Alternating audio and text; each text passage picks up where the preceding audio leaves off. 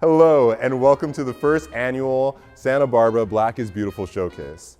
My name is Jordan Killebrew. I am a co-organizer with Healing Justice Santa Barbara, co-founder of Juneteenth Santa Barbara, but we're not here to talk about me. We're here to showcase the Blacky Black, beautiful excellence, talent that we have here today.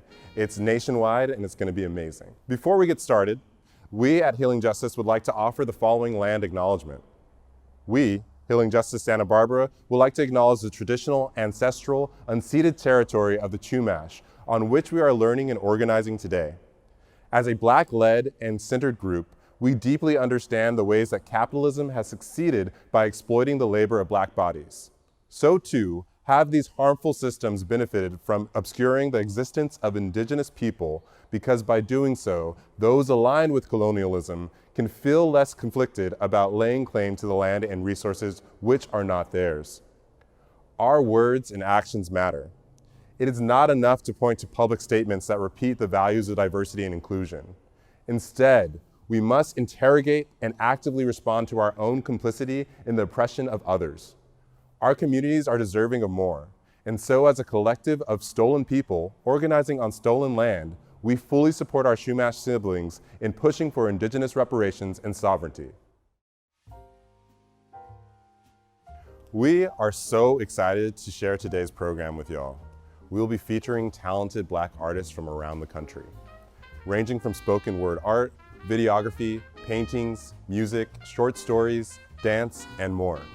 There is so much beautiful Black excellence on display today. Throughout the showcase, we'll be taking you on a tour of Santa Barbara's rich Black history. We will guide you through historical schools and landmarks, introduce you to prominent Black community leaders and elders, walk you through our places of worship, and highlight some of our earliest Black-owned businesses. The national theme of Black History Month 2021 is the Black family: representation, identity, and diversity. Today we'll be elevating artists to share Black culture and joy for collective healing. We'll be honoring and celebrating our friends and families, those that came before us and made their mark on this town. This is Black Santa Barbara history, as told by Black Santa Barbara. We hope you enjoy our program.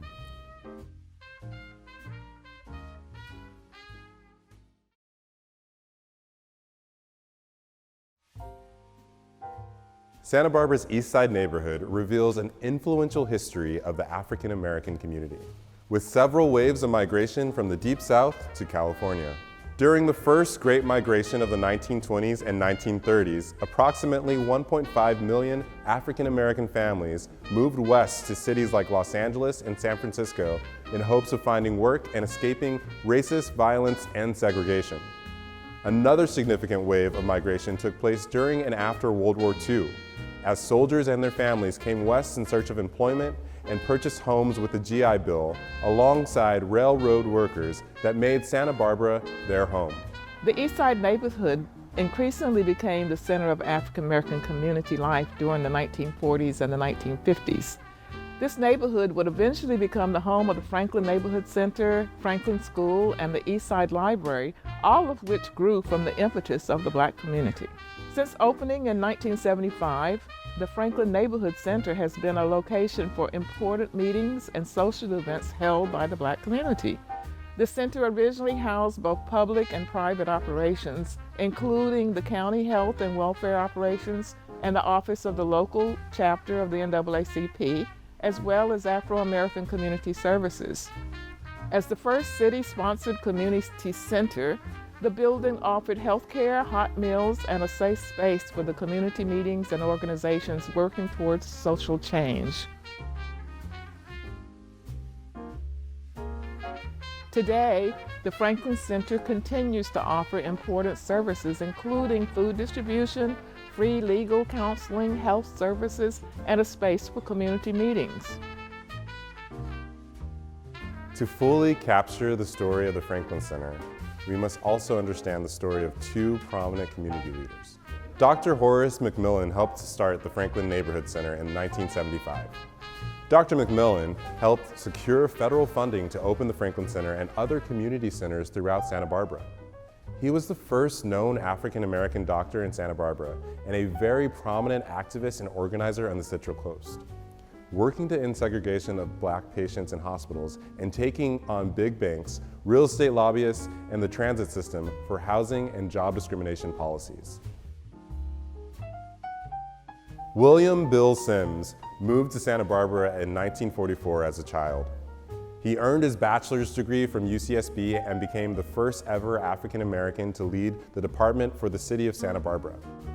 Along with Dr. McMillan, Sims was instrumental in launching the Franklin Community Center. In the 1970s, Sim ran the Afro-American Community Services Organization out of the Franklin Center, which was a player in a court case that went all the way to the California Supreme Court to end the pay-to-play policy for extracurricular school activities. He was an exceptional advocate for people and an activist for human rights. The original Franklin School was built at the turn of the 20th century in the East Side neighborhood. In response to Santa Barbara's population boom in the 1920s, it was rebuilt to accommodate more students. Across the United States in the 50s and the 60s, racial integration in schools created tension and white backlash. Santa Barbara was not exempt. At Franklin School, children from Black and Latinx families attended school along with wealthy white children from the Riviera. In 1966, fears that Franklin would not withstand an earthquake, the school was ordered to close. In response, a group called Parents for Future Educational Facilities at Franklin advocated for keeping the school open. This group had a modern idea for the school. It could serve as a community center and a school in order to improve the quality of relationships between the community and the school. The school reopened in 1979 as the most modern building in the district. Along with the push to keep open Franklin School and the new Franklin Center, the community also advocated to open a new branch of the library.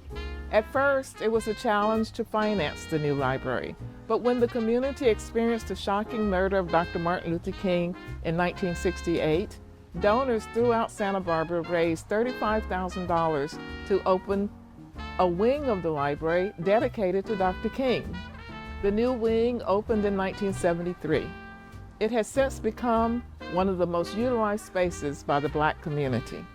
In 1986, to commemorate the first national MLK holiday as a city holiday, a plaque was placed at the site of a newly planted tree at the library to honor Dr. Martin Luther King, as a reminder of the contributions and history of the Black community.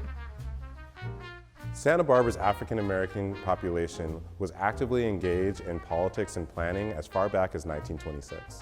These buildings on the east side are part of a rich tapestry of African American culture interwoven into the history of the American Riviera.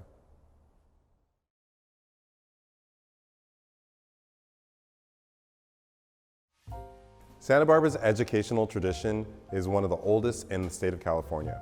In fact, the city can trace its educational roots back to the Spanish era. According to historical records, Santa Barbara was home to some of the earliest established schools in the state. One school, such as Lincoln School, was established in 1871 at the corner of Coda and Anacapa Streets. Named after President Lincoln, the Lincoln School served downtown East Side neighborhood of Santa Barbara for nearly 100 years and saw the largest majority attendance of Santa Barbara's Black and Latinx elementary school children in its early years. The Lincoln School ultimately closed its doors in 1979. Santa Barbara High School was established in 1875 and is located on the corner of Anapamu and De La Vina. Before having its own building, Santa Barbara High School existed on the second floor of old Lincoln School's site on East Coda Street. The school was moved to its present site in 1924. Santa Barbara High School has a number of prominent Black alumni. You may recognize some of these names. There's Jamal Keith Wilkes, better known as Silk. Jamal is a former NBA Los Angeles Lakers and Golden State Warriors player with 4 NBA championships. He was inducted into the Naismith Memorial Basketball Hall of Fame in 2012. There's the groundbreaking artist Floyd Norman. This Santa Barbara High School graduate created some of Disney's most iconic animated films, from Sleeping Beauty, The Jungle Book, The Hunchback of Notre Dame, Mulan, Toy Story 2, Monsters, Inc., just to name a few. In 1956, Floyd got his first animation job working on Sleeping Beauty, becoming Disney's first African-American animator. In 2007, he received one of the Walt Disney Company's highest honors and was named a Disney legend. There's football star Sam Bam Cunningham. Sam, as an African-American graduate of Santa Barbara High School, went on to play fullback for the New England Patriots from 1973 until 1982. While playing college ball for USC in 1972, Sam's impressive performance in a game against an all-white University of Alabama football team was a major influence in the decision to integrate Southern collegiate football teams. Reflecting on this time in his career, Sam said, "Everybody understood what happened to football in the South. I tell my nephew he can go to any school because of that. I'm proud to be a part of it." He was inducted to the Patriots Hall of Fame in 2010. These folks represent a few incredible Black individuals whose stories can be traced back to Santa Barbara schools. Of course, we cannot speak about these individuals without also acknowledging those that came before them. Since the early 1900s, civic clubs such as George Washington Carver Scholarship Club, Eastern Star Jewel, and the Jack and Jill Clubs of America served as pillar organizations for our Black youth, in particular providing opportunities for academic advancement. By the 1940s, the George Washington Carver Club had a long history of addressing educational inequities and raising scholarship support to send African American youth to college. The Santa Barbara chapter of Jack and Jill of America worked to fully integrate Black children into Santa Barbara schools.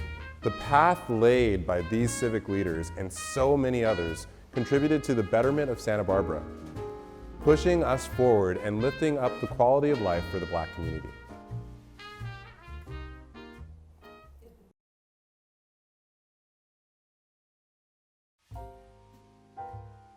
Ask any Black resident older than 50, and they will tell you that the Haley Street corridor from Coda to Gutierrez Street was once the epicenter of Black social and civic life in Santa Barbara.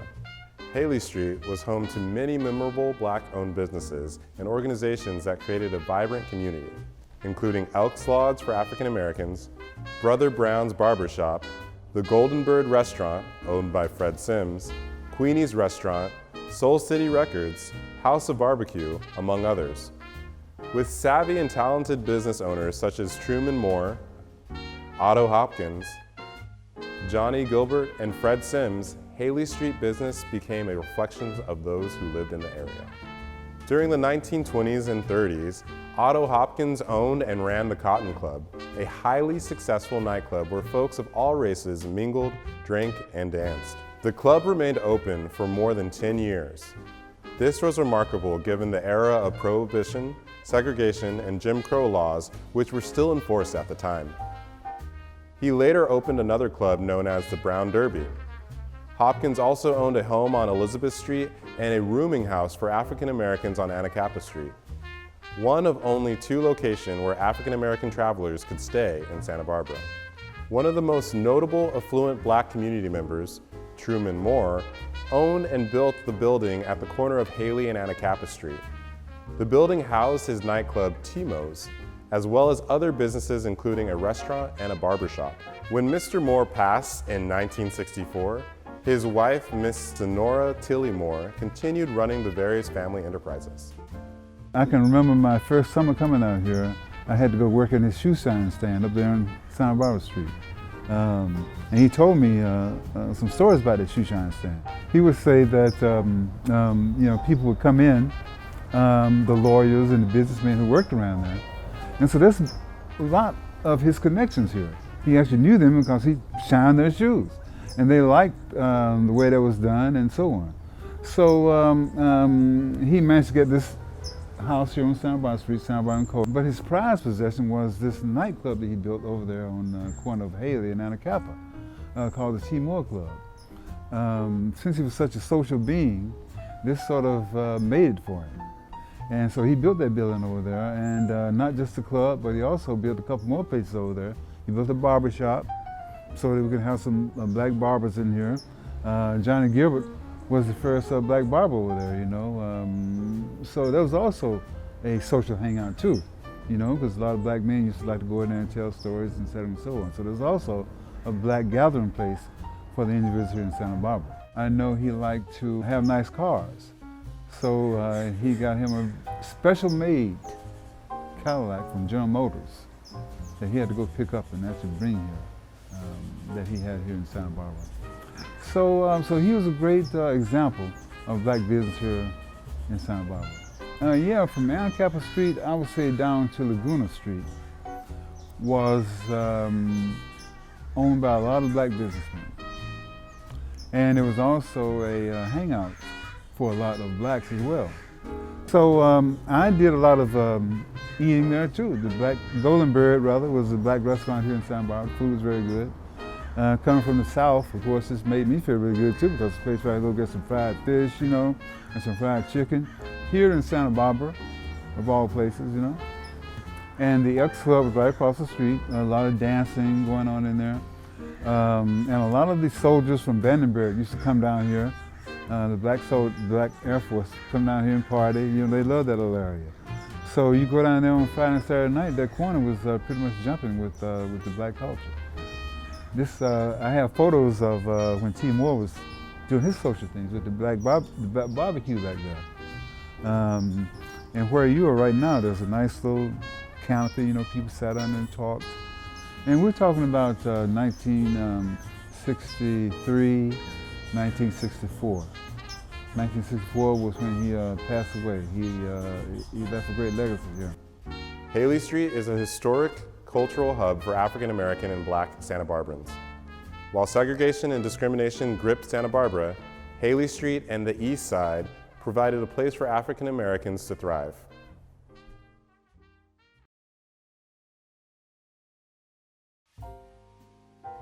Several African American churches in Santa Barbara played a fundamental role in providing spiritual guidance, a place for community, and a safe space away from racial injustices. Black churches in Santa Barbara were central to the lives of many who lived here. The most prominent, St. Paul African Methodist Episcopal, Second Baptist, Friendship Missionary Baptist, Greater Hope Missionary Baptist, and Lewis Chapel Christian Methodist Episcopal Church. Founded in 1903, St. Paul AME Church is now the oldest existing congregation in Santa Barbara. In 2020, St. Paul was designated as a historic landmark after 30 years on the city's potential historic resources list. While the architecture of the building itself is historically significant, it is the members of St. Paul that represents its true soul. Members of this very congregation were active in the NAACP and helped raise legal defense funds to print briefs used in the arguments of the Brown v. Board of Education case that desegregated public schools. This historic landmark stands as a reminder of a community built from the ground up, fought for by our ancestors, and preserved for future Black generations.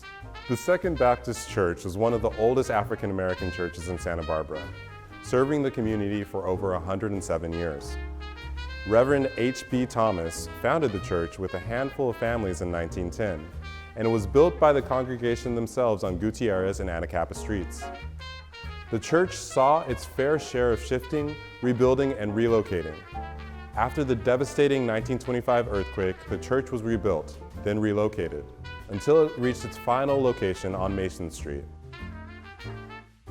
Longtime Santa Barbara residents and elders will also remember Reverend Leander Wilkes. Reverend Wilkes served as pastor at the Olive Baptist Church in Ventura for 10 years before moving to Santa Barbara in 1969. Reverend Wilkes served as pastor at Second Baptist Church of Santa Barbara for 35 years. He was also a lecturer in the Department of Black Studies at the University of California, Santa Barbara, and is remembered as an active leader who touched the lives of countless community members. His son, Jamal Keith Wilkes, is a former NBA Los Angeles Lakers and Golden State Warriors player and Hall of Famer. Long before my time, our church, then at 810 Montecito Street, which is no longer a church property, had served as barracks for Black soldiers during World War II when they were not allowed to stay with white military. They were part of America's Great Migration, having picked cotton or tobacco in their youth, but they came to Santa Barbara to work as domestics. Each of our historic churches, including St. Paul, AME, Lewis Chapel, CME, Friendship Missionary Baptist, Greater Hope Missionary Baptist, Bethel Church of God in Christ, and Second Baptist Church, which is gone but not forgotten. Each of these churches has its own heyday. They were all constituted by people upon whose underpaid backs the city was built on land that was forcibly seized from the hands of Chumash bands going back to 1782. These churches contain the rich past of our forebears' contributions. These churches were and are on Santa Barbara's east side, which was home to our once vibrant community. Let me share this story that captures much of what I'm saying. Some years ago, Reverend Wallace Shepard, then pastor of Second Baptist Church, told me that he took my precious friend and colleague, Reverend James Ficklin, to lunch. Someone once asked me why Reverend Ficklin and I love and respect each other so much, and I replied, game recognized game. Reverend Shepard took Reverend Ficklin to enjoy a meal at a restaurant on State Street. Reverend Ficklin is our senior, he told Reverend Shepard that it was the first time he had ever eaten on State Street. He explained that when he first came from Mississippi nearly 50 years earlier, there was an unofficial segregation line. Black folks were not allowed to linger anywhere except on the east side. While that rule had been lifted, Reverend Ficklin said he didn't go there still because he did not want to eat where he was not welcome. Sometimes it feels like we are not welcome still. But a change gonna come because there are humans in our community and elsewhere who are determined to see that right will prevail. Ashe.